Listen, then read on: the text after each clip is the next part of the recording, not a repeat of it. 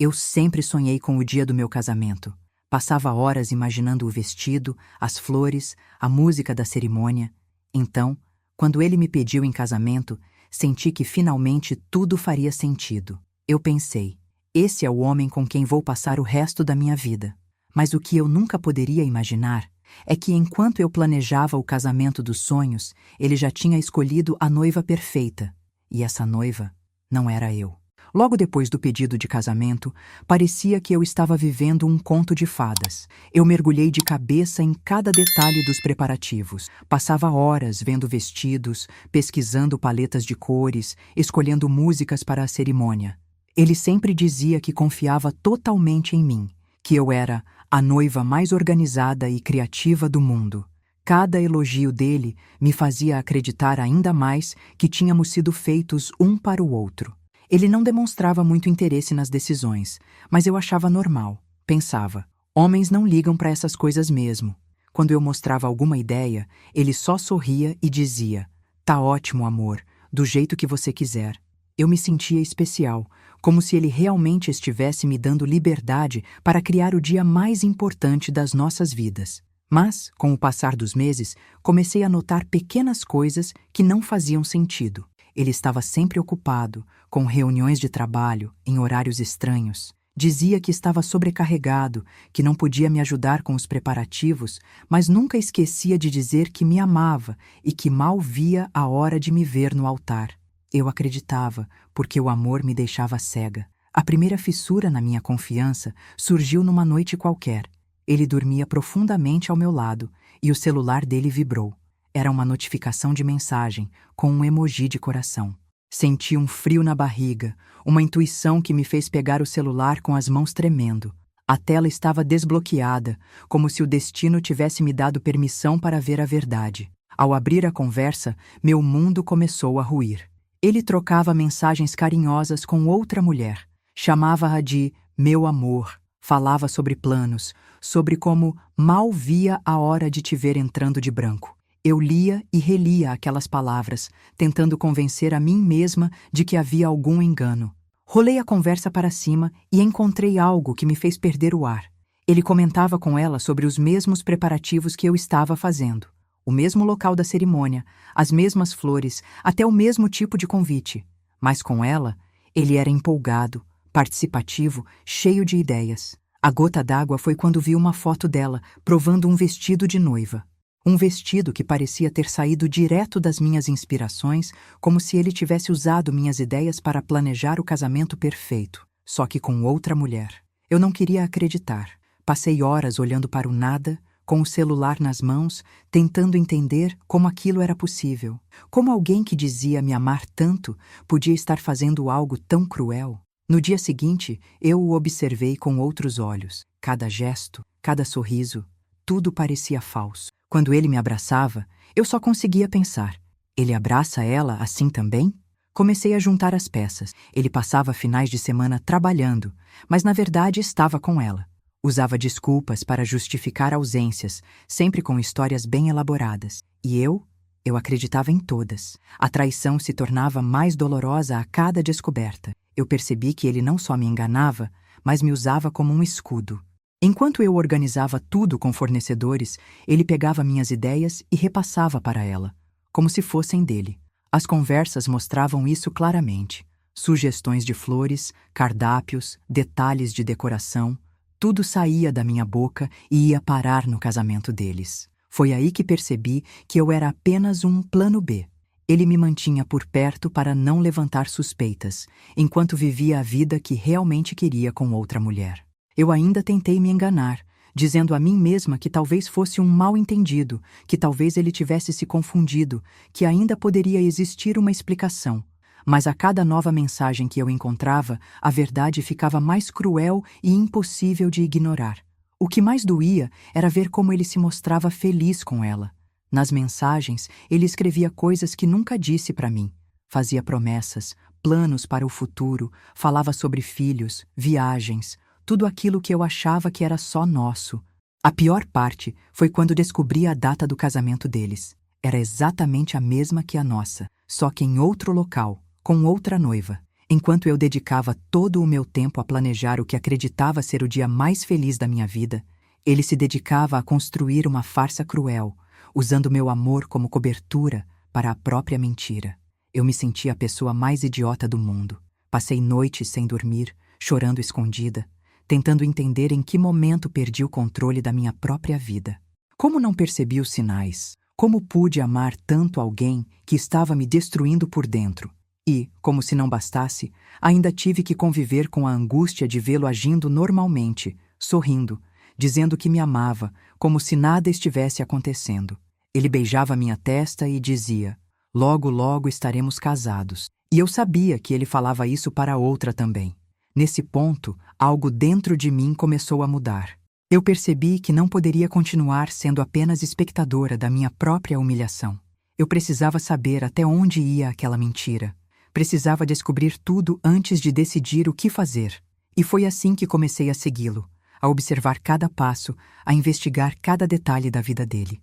Eu ainda não sabia, mas a dor que eu sentia estava prestes a se transformar em força.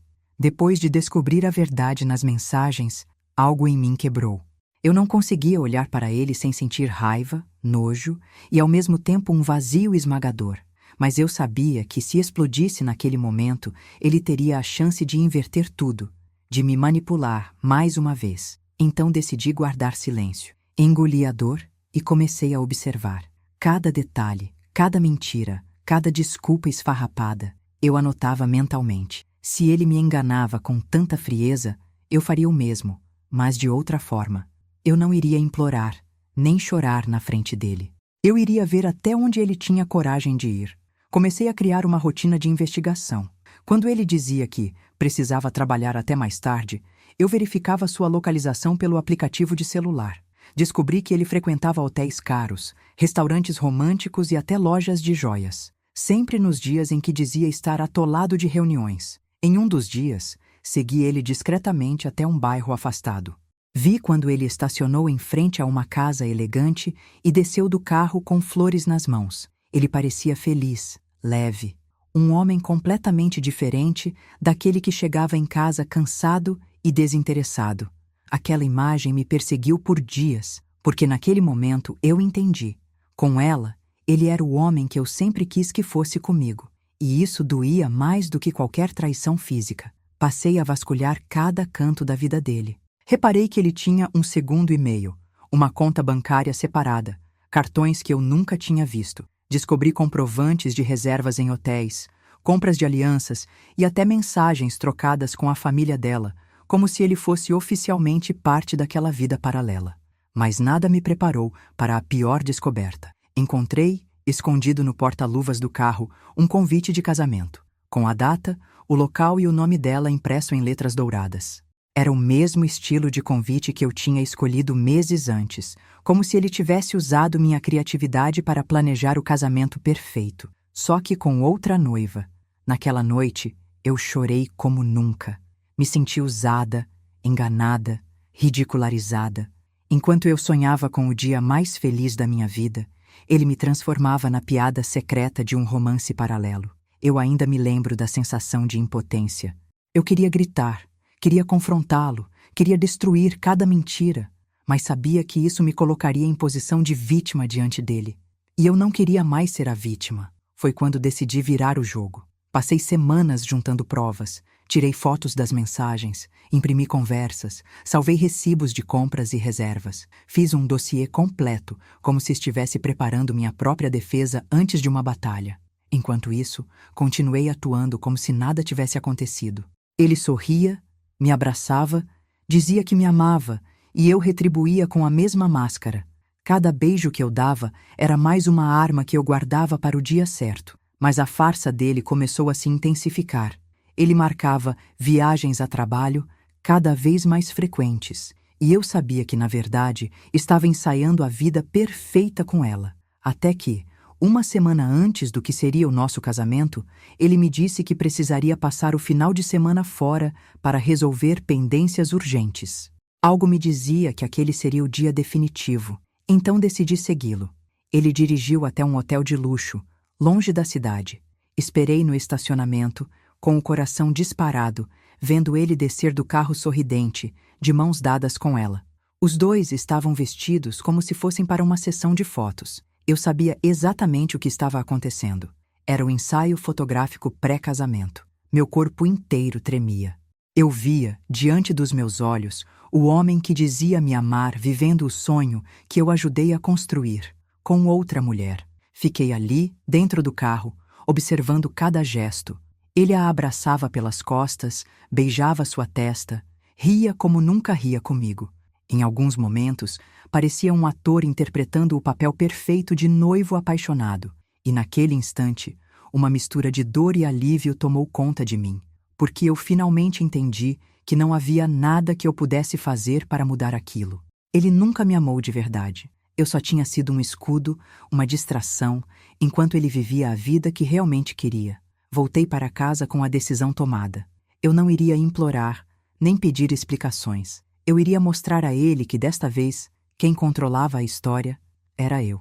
No dia seguinte, liguei para cada fornecedor do casamento, expliquei a situação e cancelei tudo discretamente. Enquanto ele acreditava que tudo estava indo conforme o planejado, eu preparava minha saída definitiva. Reuni todas as provas em uma pasta.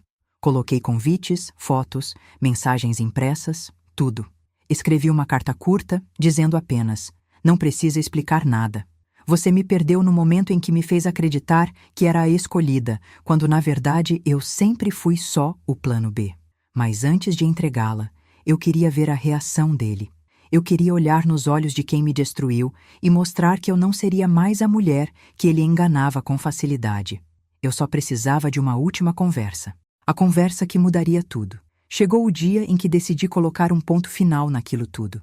Marquei com ele uma conversa à noite, dizendo que precisava falar sobre os últimos detalhes do casamento. Ele chegou em casa confiante, com aquele sorriso de sempre, o mesmo que antes me fazia derreter, mas que agora só me causava repulsa. Ele sentou no sofá, relaxado, e perguntou: "E aí, amor, o que faltou decidir?" Eu respirei fundo, sentei de frente para ele e coloquei a pasta cheia de provas sobre a mesa. "Isso aqui", respondi com a voz firme. Ele franziu a testa, confuso, e começou a abrir a pasta. A cada página que virava, sua expressão mudava. Primeiro foi surpresa, depois medo, depois desespero. Fotos dele com ela, capturas de tela das conversas, comprovantes de hotel, até o convite de casamento com o nome dela em destaque. "O que é isso?" Ele tentou rir nervoso, como se pudesse inverter a situação. "É a prova de que, enquanto eu planejava o nosso casamento, você planejava a vida dos sonhos com outra mulher." Ele ficou mudo. Tentou pegar meu braço, dizendo que não era o que eu estava pensando, que tudo tinha uma explicação. Mas dessa vez eu não chorei, não implorei, não gritei. Apenas olhei nos olhos dele e disse: "Você não precisa explicar nada. Eu só queria ver a sua reação quando percebesse que a mentira acabou." Levantei, peguei a pasta de volta e continuei. Tudo já foi cancelado. Os fornecedores, a festa, a cerimônia. A única coisa que você ainda tem é a mulher com quem decidiu me trair. Espero que ela valha mais do que tudo o que você perdeu." Ele ficou parado, pálido, como se tivesse levado um soco. Tentou se justificar, dizendo que eu era a mulher da vida dele, que ele tinha se confundido, que não queria me perder. Palavras vazias, que um dia me fariam acreditar, mas que agora não tinham mais poder algum sobre mim. Saí de casa naquela noite sem olhar para trás. Fui para a casa de uma amiga, que me recebeu de braços abertos e me lembrou de algo que eu já sabia, mas tinha esquecido. Eu não precisava dele para ser feliz.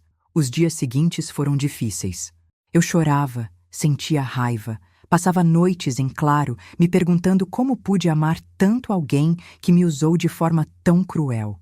Mas aos poucos, comecei a sentir algo novo: liberdade. Pela primeira vez em muito tempo, eu estava no controle da minha própria vida. Não precisava mais viver com medo de ser enganada, nem me contentar com migalhas de afeto de alguém que nunca me escolheu de verdade. Meses se passaram. Me joguei no trabalho, nos estudos, nos amigos. Comecei a fazer terapia e a redescobrir quem eu era antes de me perder naquela relação tóxica. Aprendi a me amar de novo, a colocar meus limites, a não aceitar menos do que mereço. Foi então que fiquei sabendo, por conhecidos em comum, que o casamento dele com ela mal tinha durado 1 ano.